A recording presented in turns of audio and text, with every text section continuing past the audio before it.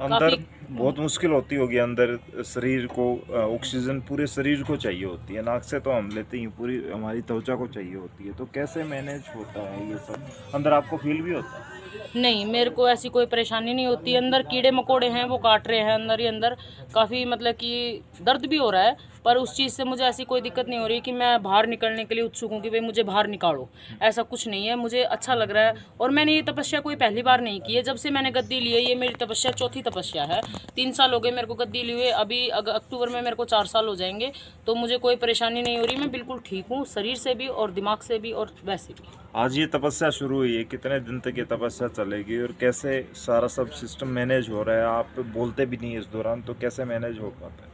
देखो जी, सेवक हैं वो सारे सिस्टम को मैनेज कर लेते हैं। और तपस्या ये 7 दिन की रहेगी। कोई भी भगत, जैसे कि कल की गद्दी नहीं है शुक्रवार की, तो कोई भी भगत फेरी के लिए 1 बजे यहाँ पहुँच सकता है। ये तपस्या बाबा की इच्छा अनुसार कितने समय तक रहती है वो तो बाबा को ही पता है, उसके हिसाब से हम तपस्या कर रहे हैं। तो जिसके ज़्यादा कष्ट है, जिसके कष्ट नहीं कट रहे हैं झाड़ों के कारण, कुछ परेशानियाँ कुछ 1-2% रह जाती है, तो वो सभी आके यहाँ जटा वाला नारियल लेके आएँ, यहाँ भी मिल जाएगा और अपने घर से भी लेके आ सकते हैं। उसकी फेरी लगाएं, बाबा से अरदास करें बाबा कि हमें इतनी शक्ति दो कि हमारे सभी कष्ट दूर हों। जी।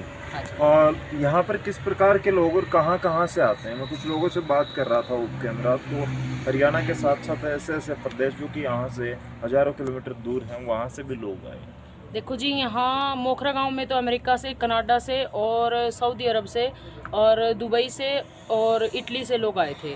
और यहाँ पे कलकत्ता से, बेंगलोर से और बिहार से और हरियाणा, पंजाब, राजस्थान, यूपी, ये सभी प्रदेशों से लोग आते हैं। और अपना जैसे भी होता है, मुझसे जितना बन पाता है, जति गुरु गोरखनाथ का नाम लेके उतना मैं उनका कष्ट दूर करती हूँ। और बाबा से मैं यही चाहती हूँ कि आगे भी मुझे इतनी शक्ति प्रदान करे जो कि मैं सभी के कष्ट दूर कर सकूँ। बीमारियों की भी बात होती है, बीमारियां आप ठीक करती बताई जाती हैं, तो कौन सी बीमारियों पर आपका झाड़ा काम करता है, या फिर खाली ये लोग आस्था रखते हैं और भगवान अपने आप ठीक करते हैं? देखो, ये इनकी भी आस्था ज़रूरी है और हमारा झाड़ा भी ज़रूरी है। हम जति गुरु गोरखनाथ के नाम से झाड़ा लगाते हैं, जैसे कि सर से लेके पांव तक कोई भी रोग हो वो बाबा की कृपा से दूर होता है। 1-2% रह जाता है तो भाई उनके कर्म होंगे, कुछ कर्म के अनुसार भी कर्म ये कार्यक्रम चलता है, समझने वाले समझ जाएंगे।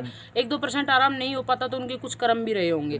बाकी मैं और जति गुरु गोरखनाथ अपनी तरफ से पूरी कोशिश करते हैं बाबा के। मैं यही अरदास लगाती हूँ, बाबा सभी के कष्ट दूर कर, इतनी दूर से आ रहे हैं तो सभी को आराम कर और सभी का संकट दूर कर और सभी के संकट को यहीं रख, जो कि सभी यहाँ हंसते हुए आए और हंसते हुए ही जाए।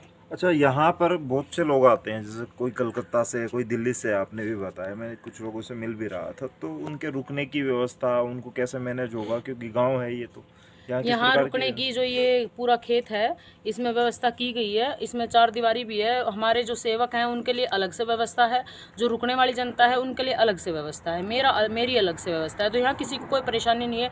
पानी का ट्यूबवेल लगा हुआ है, कमरे बने हुए हैं, गद्दे देते हैं, उनको खाने के लिए खाना देते हैं दोनों टाइम।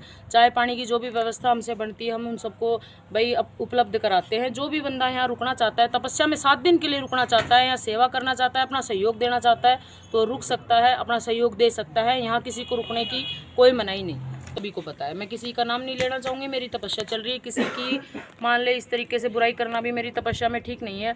पर बाबा मेरे साथ है, जहाँ भी मैं जाऊँगी, पुर जाऊँ, मोखरा जाऊँ, कहीं भी जाऊँ या पूरे हरियाणा राजस्थान कहीं भी जाती हूँ तो बाबा मेरे साथ है। मेरे साथ कुछ लोग मिल जाते हैं गलत, देखो राक्षस भी होते थे देवताओं के समय तो वो भी उनका बुरा करते थे, तो इस टाइप के कुछ राक्षस लोग हैं जो पीछे पड़ जाते हैं।